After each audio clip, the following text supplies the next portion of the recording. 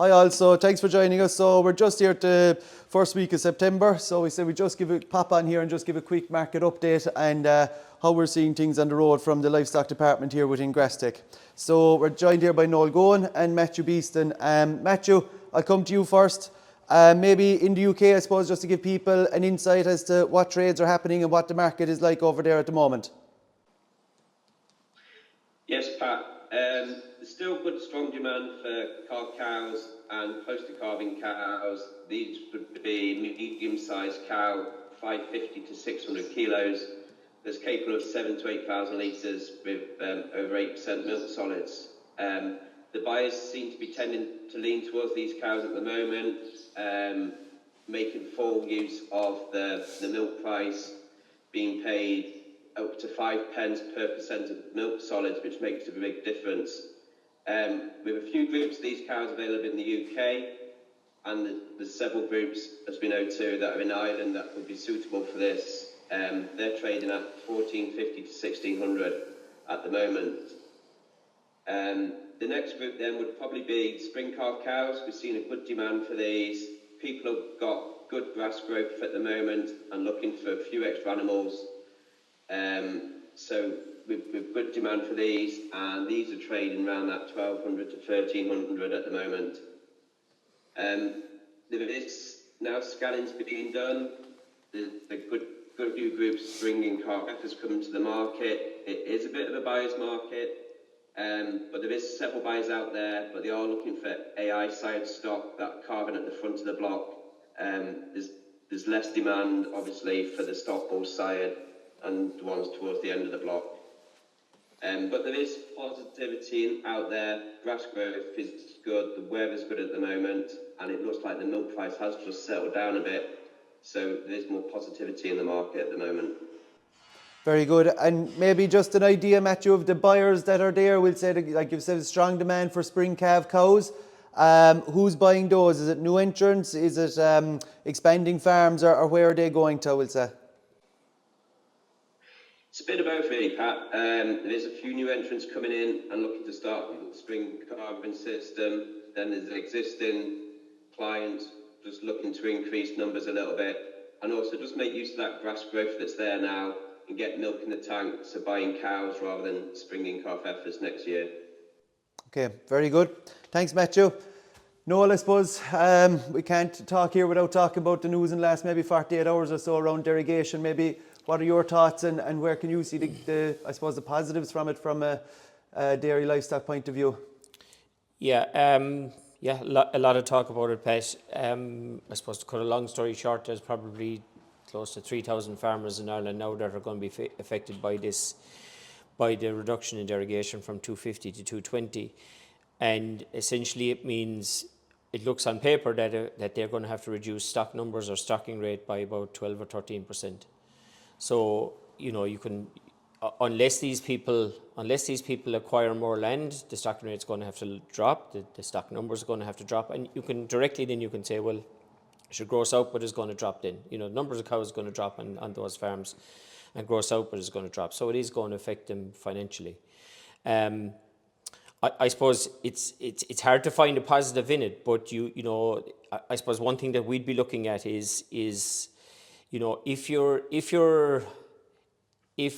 had 100 cows and now you're going to be told, well, you can only have 85, 86, 87 cows, or whatever way the numbers pan out. I think there's probably more pressure on herds to look at that core group of cows that they're going to have on the farm and be absolutely sure that, well, if I have to drop numbers, the ones that I'm going to drop are the ones that should be dropped in terms of their performance. Yep. They need to be the lowest performing cows in the herd. And to try to, and on the other side, then to try to make absolutely sure that the 85 or 86, 87 cows that I have left are the best that could be there. But then, of course, look, when you look across the industry, and even if anybody looks at their co-op performance report, they'll see their co-op average in terms of, probably just look at kilos of milk solids output per cow. And that tells a lot, I think, within the industry. Like, again, just looking at just picking one of them, Dairy Gold co-op performance report for 2022, the median or the average in terms of kilos of milk solids output per cow was only 430, around 435 kilos of milk solids. Yeah. So, you know, that's a very moderate level of production on an output per cow basis. Equally, then, when you know, in trying to turn it into a positive, a lot of the groups of stock that we have for sale at the moment within the livestock department, they're from herds many of them doing over 100 kilos of milk solids per cow more. You know, 520, 530. You know, and again, we have one group there doing 574 kilos of milk solids per cow on a grass-based system with moderate concentrate inputs. Yes. So I think there's, I suppose, look, the derogation is negative for the industry, or the drop in the derogation is negative for the industry, but it's to try to look at, there's a positive somewhere, there's a way of overcoming it some way. Yeah. And that 12% drop in gross output could be overturned by probably genetic improvement.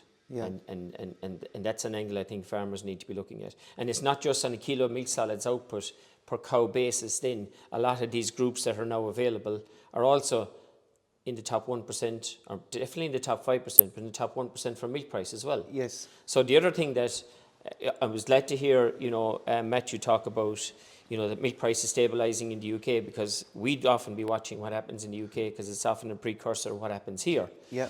So it's good to hear that. But in the event of a milk price drop, you know, if you now over time, over the next 3-4 years, invest in genetics and possibly remove the poor performing cows, purchase in these really high merit animals in the top 1% for milk price, that's bonus based milk price, regardless of what happens with milk price or base milk price itself, well then you're going to get your bonus, you're going to have a resilient system, let milk price do what it likes, you'll still have your bonuses from it. Yes. So I think that is the angle probably that that those who are affected by derogation could be looking at.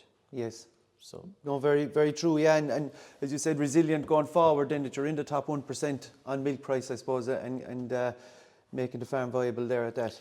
well, if you look at 2022, you know, an exceptional milk price, record-breaking milk price year. Those farmers that were in the top, you know, let's say 5%, many of those were making 8 to 10 cents a litre bonus. Yeah. Bonus alone. Yeah. Over base. Yeah. So like in a poor milk price year, whenever it's going to happen, you know, they're still, those herds are still probably going to be anywhere between a 4 and a 6 cents a litre milk price bonus. Bonus ahead. And that's, you know, in a poor milk price year, that's a profit margin in itself. You know, so it needs to be considered. Yeah, and maybe something I was going to touch on briefly there as well, Noel. I suppose we said about milk price last year, and we're being told that there's a lot, we have a lot of very, very good herds on our system, on our books at the moment for sale. And it comes back to, I suppose, there was very few guys got out of milk last year, with obviously the milk price as it is. There's a lot of guys getting out of cows, we'll say, and don't plan on calving for spring 24. So we have some very, very good groups of cows on our books there as well at the moment. Maybe, I suppose, Matthew, I might just come to you first. Like what is really selling at the moment? I suppose we've spoken to spring calvers, but is the freshly calved cow trade, is that the strongest trade in the UK at the moment? Yes, it will be, Pat. Freshly calved cow trade, and also anything that's close to calving. Like we said before, these medium-sized cows are in strong demand.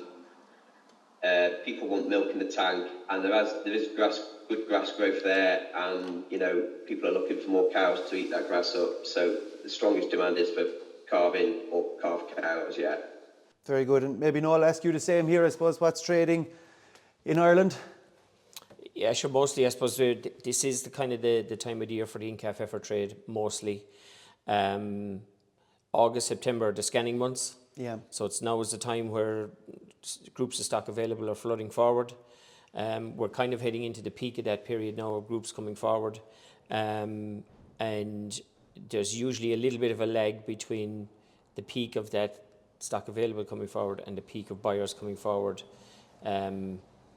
again, I suppose there's, relative to previous years, there's probably a lesser number of buyers coming forward year to date, or let's say September to date and kind of August to date. Yeah. It remains to be seen if they do come forward and when they do come forward. But there's usually a bit of a lag phase.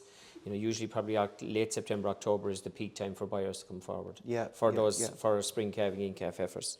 Yeah. Yeah. I suppose we'd fair comment to make, like the powers with the buyer this year, whereas maybe last year it was more with the seller, that the buyers will have a great opportunity to purchase top quality stock this year, whereas I suppose maybe there was more buyers in the market this time last year as well. Yeah, so it's a great opportunity there. I suppose there was a hell of a lot more buoyancy this time last year, because of where milk price was. I think it's fair to say, the groups that I'm then kind of alluding to there, 540 kilos of milk solids in the top 1%, 574 kilos of milk solids in the top 1% for milk price as well. It's fair to say probably this time last year they would have been trading at probably 200 to 300 euros a head more than what they'll be sold for now. Yeah. Asking prices at the moment in terms of in-calfers, if we were having this conversation a week to 10 days ago, asking prices were generally kind of between 13 and 15. Now today, at the end of this week again, asking prices are kind of ranging from 12 to, I suppose there's still some asking prices at 15, but it's questionable whether they'll get sold at that. Yeah. So probably between 12 and 14.50 seems to be where it's at now. Again, but remains to be seen where it's going to go from now on. But I suppose we're seeing it is really coming over the last couple of years. We've seen it, but it's really rising. And Matthew alluded to there about the AI bred stock in the UK as well. But we're really seeing it here now. I suppose stock have to be in the top 5%, and we have demand for them. They're selling fast once they're in the top percentages. Really. Yeah, it's fair. That's fair to say. That's for sure. Yeah. They are selling fast. We have buyers for those. And Matthew, I suppose the same. You're saying the same. Quality is selling constantly. Yes, in calf heifers, they need to be well-grown, strong heifers, AI sired, and ideally carbon in that first 6 weeks of the block. Outside of that, any weak heifers, stock or sired or end of block heifers, it is a struggle to sell them. It's very much a buyer's market for them. But quality always sells, and we see this year in, year out. Yep. No, brilliant. Lads, thanks a million for your time. That's all from us there. So look, feel free to contact us on the number below if you have any other questions regarding livestock. Thank you.